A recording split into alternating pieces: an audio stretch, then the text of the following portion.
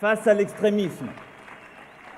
Je sais nos désaccords, je les respecterai, mais je serai fidèle à cet engagement pris.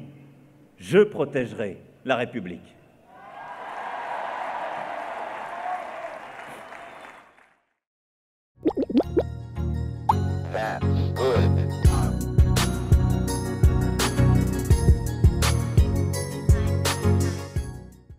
Salut tout le monde. Alors cette semaine, je voulais faire un épisode un peu particulier, qui est peut-être plus dans la veine de ceux que j'avais fait sur Descartes et Lovecraft, ou alors celui sur Derek Parfit et Memento, en essayant donc de relier des considérations politiques d'aujourd'hui à une œuvre de fiction, et plus précisément de science-fiction. Alors vous allez me dire quel rapport avec le discours de Macron que vous avez vu en intro, on va y venir, mais donc cette semaine je voulais parler politique, en m'appuyant sur entre autres une œuvre de SF très connue, Dune.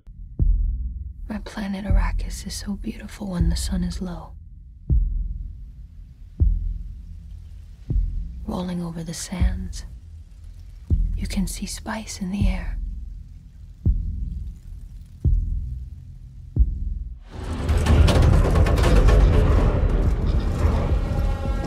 These outsiders, the Harkonnens, came long before I was born. By controlling spice production, they became obscenely rich. Richer than the Emperor himself. But one day, by imperial decree, they were gone.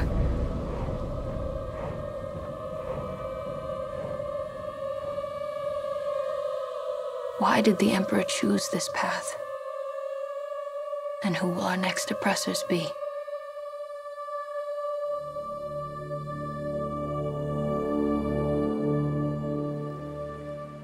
Alors là, je vous ai mis des images de l'adaptation ciné récente par Denis Villeneuve, mais en vérité, on va surtout se pencher sur l'œuvre littéraire de Frank Herbert, et plus particulièrement, on va se focaliser sur la suite, en fait, de Dune, le second roman du cycle, à savoir le Messie de Dune. Et le rapport donc avec la séquence que je vous ai mis en intro, c'est que le sujet de fond qu'on va traiter aujourd'hui, c'est la notion d'homme providentiel. Alors l'homme providentiel, vous connaissez, hein, c'est vraiment cette idée, cette image d'une personnalité presque christique qui émerge de l'histoire à des moments clés, et qui dans l'imaginaire collectif sauve la nation, et j'utilise pas ce terme au hasard, c'est une image qui est pas spécifiquement française, contrairement à ce que disent certains, mais c'est vrai que dans le roman national hexagonal, on en a quelques-uns, qui sont en fait pas tous des hommes d'ailleurs, puisque par exemple Jeanne d'Arc rentre tout à fait dans ce schéma. Donc rassurez-vous mesdames, ici on ne discrimine pas, ne partez pas s'il vous plaît, l'audience de cette chaîne c'est déjà suffisamment la foire à la saucisse, s'il vous plaît restez. Bref, cette idée d'une personne hors du commun qui va nous sauver par la simple force de sa volonté et de sa vertu individuelle, c'est quelque chose qui est un petit peu quand même ancré dans l'imaginaire collectif de l'humanité, et c'est quelque chose dont j'avais envie de parler dans l'épisode d'aujourd'hui, notamment par le biais de l'œuvre de Frank Herbert, et on va y venir, mais avant ça je voulais m'attarder un petit peu sur le cas français, en m'appuyant pour le coup sur une source peut-être plus académique, à savoir Raymond Aron. Donc Aron c'était un sociologue et philosophe français du XXe siècle, assez intéressant à mes yeux parce que il est grand lecteur et commentateur de Marx, mais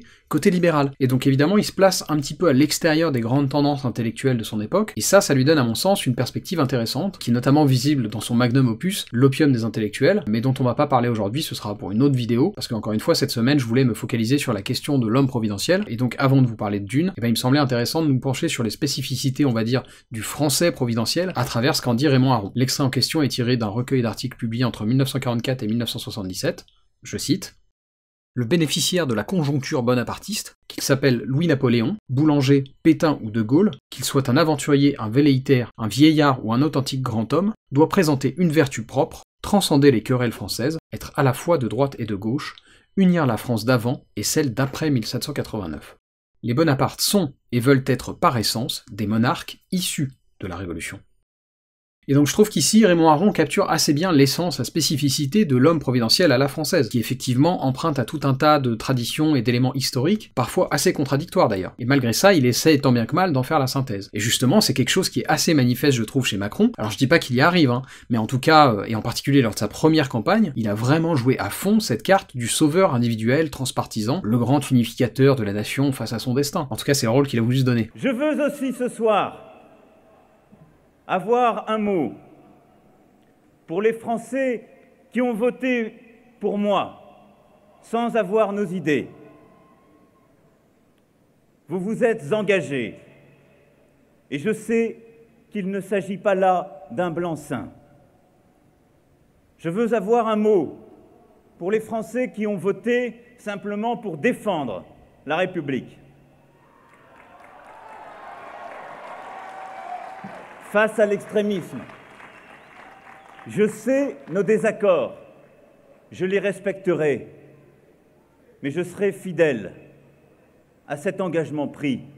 Je protégerai la République. Et ce discours de victoire électorale, c'en est un bel exemple à mes yeux. Là, on a vraiment cette espèce de mise en avant de la figure providentielle. Quand il dit par exemple « je protégerai la République », c'est pas du tout anodin comme phrase. Et la filiation est évidente, même si à mon sens, et ça c'est plus subjectif, c'est assez raté. Non pas que le discours soit mal écrit d'ailleurs, hein, mais il n'est pas tellement adapté aux enjeux de l'époque. Et c'est peut-être ça le premier point un peu risible dans la notion d'homme providentiel, elle est fantasmée et alimentée par le rêve humain et par le roman national. Et ce que je veux dire, c'est pas qu'il n'existe pas de personnages hors du commun.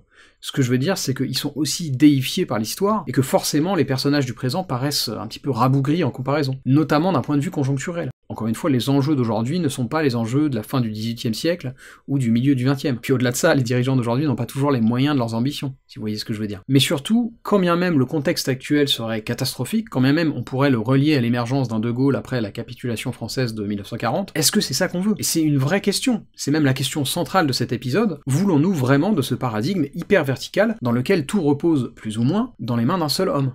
Ou d'une seule femme. Perso, je crois pas. Et c'est pour ça, et donc on en arrive enfin à Dune, c'est pour ça qu'il me semblait intéressant de relier toutes ces considérations à l'œuvre de Frank Herbert, parce que ce questionnement, il est au centre du cycle de Dune. The prophet, why is that a bad thing? Use it. Because all my visions lead to horror. Because you lose control. Because I gain it. Et c'est assez mal compris d'ailleurs. Et c'est quelque chose dont Frank Herbert lui-même se lamentait, parce que, effectivement, au premier abord, on pourrait voir Dune comme une œuvre très manichéenne, avec des gentils très gentils, les Atréides, des méchants très méchants, les Harkonnen, et puis à la fin, c'est les gentils qui gagnent. Et en fait, c'est un peu vrai, mais c'est volontaire. Et surtout, c'est plus compliqué que ça. Parce que le propos de Frank Herbert, c'est justement de dire que même quand le héros, la figure providentielle, est parfaite, à savoir que c'est vraiment quelqu'un de vertueux, de moral et de bien intentionné, mais donc même dans ces cas-là, on ne peut pas se fier à lui. Le message central de l'œuvre d'Herbert, c'est ça. Méfiez-vous de vos dirigeants. Message. What is the statement that you're attempting to make here? Don't trust leaders to always be right. I worked to create a leader in this book who would be really an attractive, charismatic person, for all the good reasons, not for any bad reasons. Then power comes to him. He makes decisions. Some of his decisions made for millions of people, millions upon millions of people, don't work out too well. Alors le problème que Frank Herbert a eu, et je le laissais entendre un peu plus tôt, c'est que ce message devient surtout apparent dans le second volet du cycle, dans le Messie de Dune. Et j'ai plusieurs citations à vous lire à ce sujet, mais avant ça, je voulais faire un rapide résumé, pour celles et ceux qui connaissent pas, de ce qui se passe dans Dune. Alors du coup, par contre, je vais révéler des éléments clés de l'intrigue, donc si vous voulez vraiment pas savoir, ne regardez pas la vidéo jusqu'au bout. Mais donc pour vous parler un petit peu de l'histoire de Dune, je vais commencer tout simplement par laisser Virginia Madsen vous présenter le point de départ de l'intrigue, puisqu'elle fait ça très bien dans l'adaptation de David Lynch, avec cette scène d'exposition qui a pas super bien vieilli, je trouve, presque ce qui compte, c'est ce qu'elle raconte.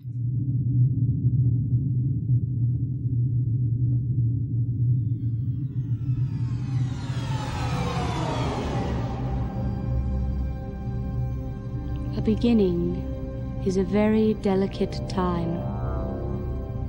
Know then that it is the year 10,191. The known universe is ruled by the Padishah Emperor Shaddam IV, my father. In this time, the most precious substance in the universe is the spice melange. The spice extends life. The spice expands consciousness. The spice is vital to space travel. The Spacing Guild and its navigators, who the spice has mutated over 4,000 years, use the orange spice gas, which gives them the ability to fold space. That is, travel to any part of the universe without moving. Oh yes, I forgot to tell you. The spice exists on only one planet in the entire universe. A desolate, dry planet with vast deserts. Hidden away within the rocks of these deserts are a people known as the Fremen, who have long held a prophecy that a man would come, a Messiah, who would lead them to true freedom. The planet is Arrakis. also known as Dune. Dans Dune donc, on suit le cheminement de Paul, fils du duc Leto Atreides, à qui l'empereur de l'humanité a donné plus ou moins ordre de superviser la production d'épices sur Dune, mais rapidement les choses tournent mal, Leto meurt, et Paul et sa mère Jessica trouvent refuge dans le désert parmi les Fremen. Évidemment, la prophétie qui était évoquée dans l'extrait que je vous ai passé se vérifie, puisque Paul est le sauveur attendu par les Fremen, et qu'il devient donc leur chef, avant de mettre à mal les Harkonnen, qui avaient conspiré avec l'empereur pour provoquer la chute de la maison Atreides. Et donc à la fin de Dune, Paul devient par alliance le nouvel empereur de l'humanité. Le problème, c'est que par son don de prescience, par ses visions, il sait sur quelle voie il s'est engagé. Somebody help me, please.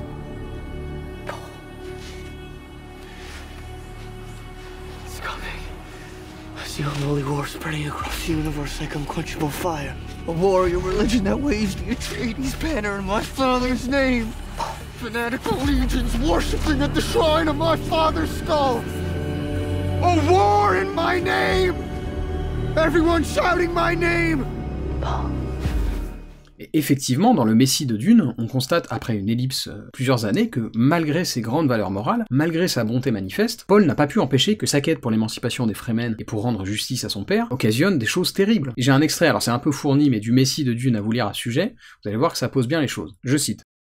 Certes, les farouches Fremen de Muad'Dib balayèrent les forces de Shaddam IV, les légions des Sardaukar, celles des grandes maisons des Harkonnen, ainsi que les mercenaires levés grâce à l'argent du Landsraad. Muad'Dib terrassa la redoutable guilde spatiale et plaça sa propre sœur, Alia, sur le trône spirituel que le Bene Gesserit avait cru à sa portée. Mais il fit d'autres choses encore. Ces missionnaires de la Kizarat portèrent la croisade religieuse au sein des étoiles, en un djihad qui dura 12 années standard, et qui rassembla la plus grande partie de l'univers humain sous une unique bannière. Tout cela parce que la mainmise d'Arrakis, la planète Dune, conférait à Muad'Dib le monopole de cette monnaie suprême, l'épice gériatrique, le mélange, le poison qui donne la vie, qui perce le temps. Le mélange sans lequel les révérendes mères ne pouvaient espérer poursuivre leurs observations de la nature humaine, leur contrôle de l'esprit. Le mélange sans lequel les navigateurs de la guilde ne pouvaient affronter l'espace, sans lequel des milliards et des milliards de citoyens de l'Empire étaient condamnés à mourir. Le mélange sans lequel Paul Muad'Dib ne pouvait être prophète. Nous savons que ce moment de suprême puissance portait en lui le germe de son anéantissement, et nous ne pouvons en déduire qu'une chose, toute divination absolue et précise est mortelle. Dans le Messie de Dune, Frank Herbert met en évidence le message principal de son œuvre, l'homme providentiel n'existe pas. Et c'est quelque chose qui est apparent à travers le personnage de Paul, qui, aussi vertueux soit-il, n'a pas pu empêcher et a même engendré une guerre sainte galactique qui a causé la mort de plus de 60 milliards de personnes. C'est quand même pas ouf pour un mec au cœur pur. Et c'est là que c'est très malin Dune. C'est une histoire qui subvertit totalement nos instincts et nos préjugés sur l'héroïsme et la vertu individuelle, et Paul s'en rend compte dans le récit. Et il s'en désole lui-même d'ailleurs. Il est devenu une figure mythique pour laquelle on fait tout et n'importe quoi. Je vous lis un autre extrait du Messie de Dune à ce sujet. Et vous allez voir que c'est criant. Je cite. « Mes rites se sont étendus jusqu'aux actes humains les plus élémentaires. Les gens en sont venus à manger au nom de Muad'Dib, à faire l'amour, à naître par moi. C'est en mon nom qu'ils traversent une rue. On ne peut dresser la moindre poutre dans le plus petit village d'un monde aussi lointain que Gengishri sans invoquer la bénédiction de Muad'Dib. » Et pour relier un peu tout ça à des choses moins fictives et plus actuelles, des choses que j'ai déjà pu évoquer d'ailleurs, je trouve qu'on est vraiment dans une logique providentielle en ce moment, et même d'ailleurs depuis plusieurs décennies. La politique socio-occidentale de nos jours, c'est vraiment le combat de deux clans, deux tribus qui sont réunis derrière leurs champions respectifs, et ça fait un peu penser à Dune. À ceci près qu'on a même délaissé les idéaux nobles qu'on voit chez Paul Atreides, c'est-à-dire qu'aujourd'hui il y a un tel cynisme ambiant que finalement c'est presque devenu une vertu en soi d'assumer qu'on n'est justement pas vertueux. Et ça c'est particulièrement visible avec quelqu'un comme Trump, qui est célébré pour son manque de vertu, parce que au moins lui, moi je suppose que c'est le raisonnement, mais donc au moins lui n'est pas hypocrite, parce qu'il ne se prétend pas vertueux. Je reviens pas sur ce sujet-là parce que c'est une digression et puis j'en ai déjà parlé ailleurs, mais voilà, même dans son cas à lui, dans cette espèce de parodie là, Trump représente quand même un pouvoir individuel. Un pouvoir vertical qui reste marqué par le mythe de l'homme providentiel. Et je pense que, qu'on l'aime ou qu'on l'aime pas, mais c'est la même chose pour tous les autres, Poutine, Zelensky, Macron, qui vous voulez, qu'on les aime ou qu'on les aime pas, on doit pouvoir reconnaître que c'est probablement pas la meilleure façon de faire, que c'est probablement pas non plus la meilleure façon d'organiser le pouvoir politique. Alors vous me direz que c'est un peu un vœu pieux de faire ce constat. Et c'est vrai, parce que c'est pas demain la veille qu'on va transformer en profondeur nos systèmes politiques. Mais en même temps, si on veut les faire évoluer, il faut bien commencer quelque part, et notamment en discutant de ce sujet. Et en partant de ce constat, l'homme providentiel doit mourir. C'est pas un concept opérant, ni très mature d'ailleurs. Il y a quelque chose de très infantilisant à se réfugier derrière nos champions respectifs comme on le fait actuellement. Et c'est à nous qu'il appartient collectivement de changer ce paradigme. J'ai une dernière citation du Messie de Dune à vous lire là-dessus, qui fera office de conclusion à cet épisode. C'est assez poétique, je trouve. Je vous lis ça tout de suite. « Ici gît un dieu foudroyé. Sa chute fut formidable. Nous n'avons fait que construire son piédestal. Il était étroit et très haut. Frank Herbert.